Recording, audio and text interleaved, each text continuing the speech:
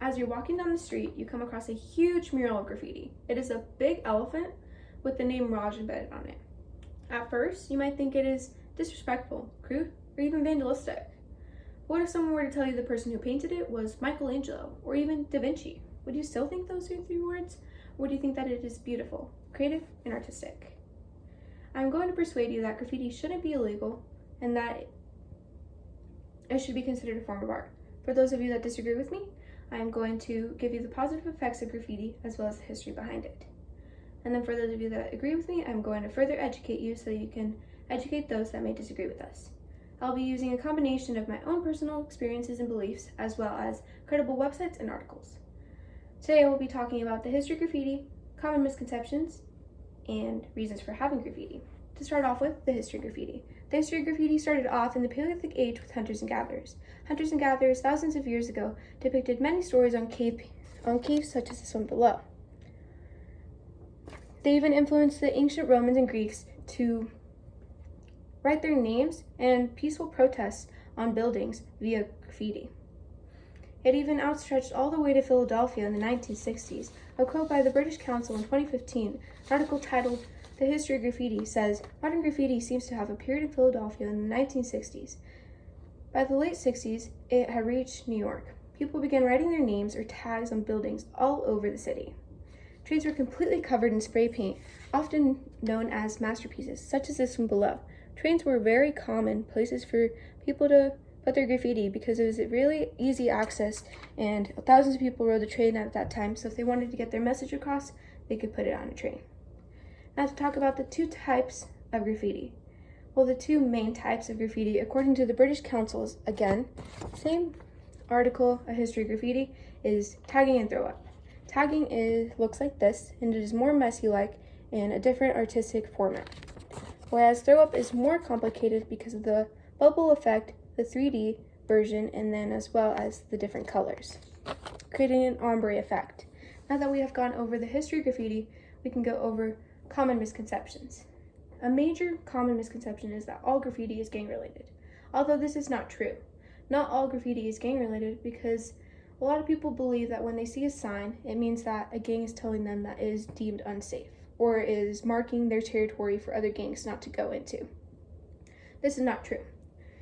The History Channel in 2010 committed this error. They used the Guerrilla Garden logo by Jolt that looks like this in their documentary against gang-related graffiti. Jolt was very upset because their logo for their business was being used in a gang-related way that wasn't accurate. So they were very upset with the History Channel. According to the U.S. Department of Justice,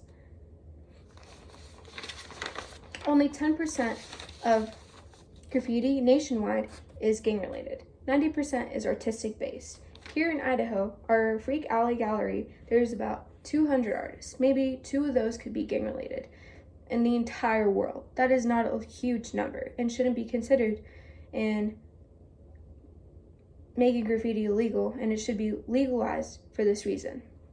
Idaho, according to the Idaho Freak Alley Gallery, in 2018, the alley received a major renovation for $500,000, proving that the arts community in Boise is definitely alive and well. This shows the community that is here within us in the Treasure Valley. Now that we have gone over the gang-related misconception, let's go over a related misconception, the broken window theory. The broken window theory means that if there is broken windows in a society or community, it means that that place is uncared for, that it is not taken care of, and that there is violent activity and probably gangs. This is untrue, and it is a slippery slope because of the fact that they are, according to Van Dam Tam 16, it is how a theory of crime and policing was born and went terribly wrong. It says, in the article, Kelling and Wilson suggested that a broken window or other visible signs of disorder or decay, think loitering, graffiti, prostitution, or drug use, can send the signal that neighborhood is uncared for. So they thought if police departments addressed those problems, maybe the bigger crimes wouldn't happen. This is a slippery slope because they're saying that robberies or other criminal offenses are due to graffiti. Graffiti isn't causing these things because there's not that much gang activity in general. As I stated, Most of the graffiti that is gang related is 10% nationwide. That is not a huge amount. Now that we are better informed on common misconceptions, now we can talk about the reasons for having graffiti. One of the major reasons is diversity in culture.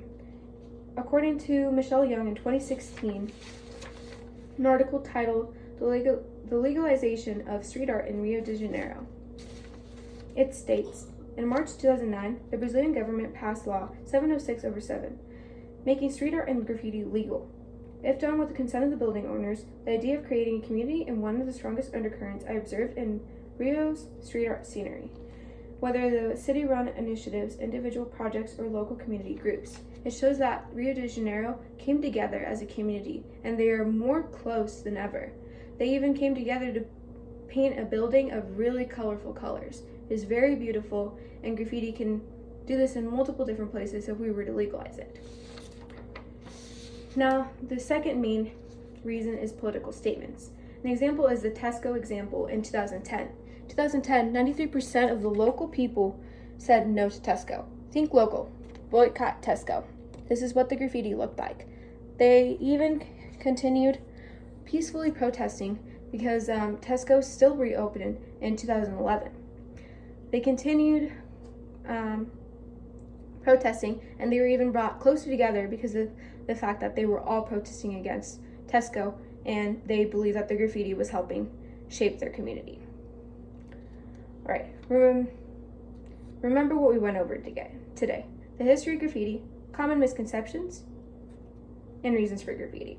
Graffiti is a type of art and a great way for someone to express themselves, and it should not be considered illegal. Think about the story at the beginning. Remember the elephant you saw? Yeah, you later found out that it was painted by a widow wife grieving for their cancer husband. Their husband was taken to the altar by a elephant on their wedding day, and it resembles their marriage and how happy they were. Just remember, the story behind the mural is always worth it. What I ask you to do is, if someone critiques graffiti, speak up. Tell them, remind them that it is a form of art and that's how people express themselves. It has multiple benefits and it should not be illegal. And as Banksy once said, art should comfort the disturbed and disturb the comfortable. Thank you.